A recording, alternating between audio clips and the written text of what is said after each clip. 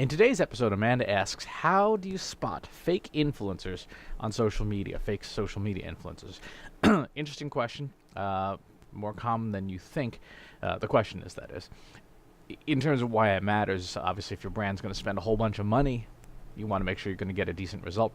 But in addition, you do want to protect the brand.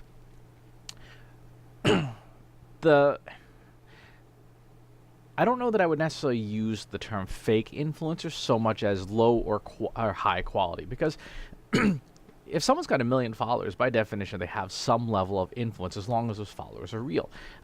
Even if they're bought, if a certain percentage of them are human, you will still get some network effect out of it, but the cost may be disproportionate to the results you get. So let's use the terms low and high quality influencers as a way to help distinguish the two, because even if someone's got a legitimately great audience from an organic perspective, meaning they didn't just buy a pre-made bot-powered audience, if they are still low quality, they're still not going to do anything for your brand. So 3 sets of metrics, 1 set of rules for identifying fake influencers or identifying low quality influencers. Number 1 is audience quality itself. Look at the audience. Look at the aspects of the audience, like handle names, profile photos, and biographies. Bot farms and fake influencer farms, you'll notice, obviously, there's going to be a ton of accounts that have terrible names, like some random word or names with a long string of numbers or other gibberish in the handle name. The bios are all going to be substantially similar, if not almost identical. And the profile photos are either going to be scraped off of somebody else's profile or just stock clip art. Look at the quality of the posts that the audience puts out. They may be just sort of heartbeat posts like, hey, or it may just be completely automated with no original content. If you see an influencer who's got a ton of these garbage followers, you know that they probably bought that audience. And it may not even be human, it may be entirely machine powered. So take a look at the audience. It's difficult to give you specific rules, but spotting a fake audience is one of those things, you know it when you see it. You look at it and go, something feels off here. As opposed to looking at a real audience going, yep, those all look like real people. There's enough variation, but they look real. It's like the difference between, when you're watching a movie where one of the human beings, the fully animated human beings, is CGI. It's not quite right. You can't put your finger on it, but something's off there. So looking at the quality of the audience, handles, photos, biographies. Are there obvious bots in quantity? Everyone's going to have a few bots following them because that's the nature of social media. These bots, there's for non-reciprocal networks, meaning a network where someone can follow you but you don't have to follow them. You're inevitably going to get bots. So that's number 1, audience quality. Second is audience growth metrics. Take a look at the growth metrics. If you see someone who has they have followers, and their follower growth rate looks like this, right? Pretty steady. Then okay, that's probably an ordinary person or an ordinary influencer. If you see this, right, that amount of growth where there's obviously a really big spike, you can be pretty certain, like, yeah, they're probably that was probably an audience purchase. So being able to look at those growth metrics, because people just do that. They just go out and buy an audience. I know one person who went out and bought 20,000 followers on Instagram. You can go buy them, but that number looks really artificial. So that's number 2. Number 3 is engagement. So you want to look at 2 different types of engagement metrics. Number 1 is the rate. Take a potential influencer's stats, pull it out of your social media monitoring tool, and put in one column number of engagements for each post, and number 2, size of posting. If you've got someone who's got 50,000 or 100,000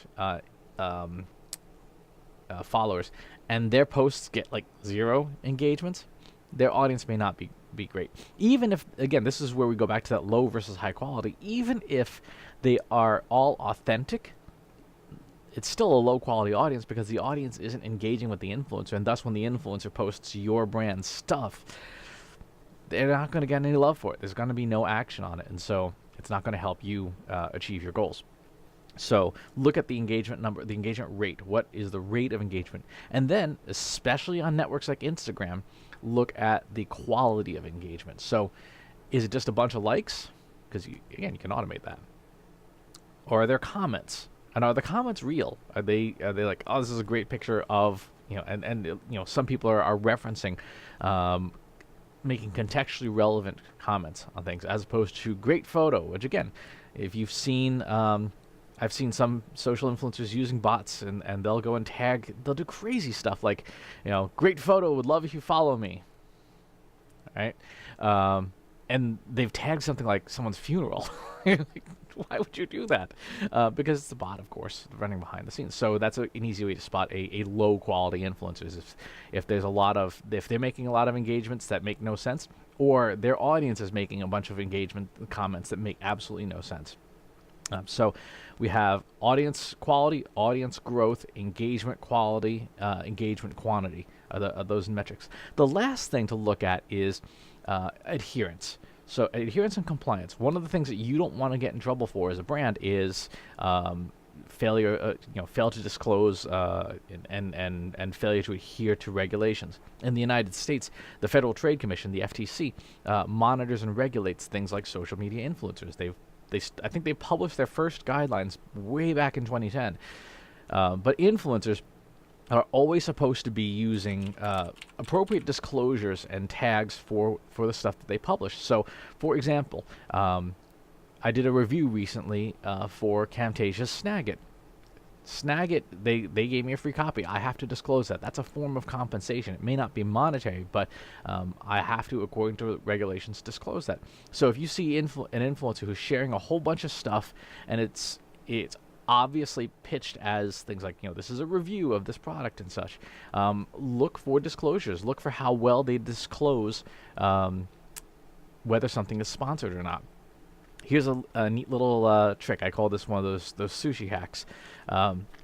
Look for people who disclose when there isn't a sponsored relationship. So if someone does a review and say, disclosure, I was not provided any product, I received no compensation, I just did this because I wanted to, right? That is someone who is adhering and complying to regulation even when they don't have to. And that's a sign of a high quality influencer. That's somebody who's like, yep, this person is going to play by the rules, not get our brand in trouble, and do the right thing. So look for that as well as an easy test to see whether or not an influencer is going to work within regulations and frameworks and things. So those are like 5 easy tests to apply to an influencer to determine, yes, this person's the real deal, they're high quality, or nope, they're lower quality and they may not deliver the results that we're looking for as a brand. You're going to need good social media monitoring software to do this, particularly software that can mine bios and stuff. So take a look around the market space and see what's available. And there's also going to be a fair amount of Googling. Like, there is no substitute for that. There will be a fair amount of Googling to do some background investigation. So just know that in advance.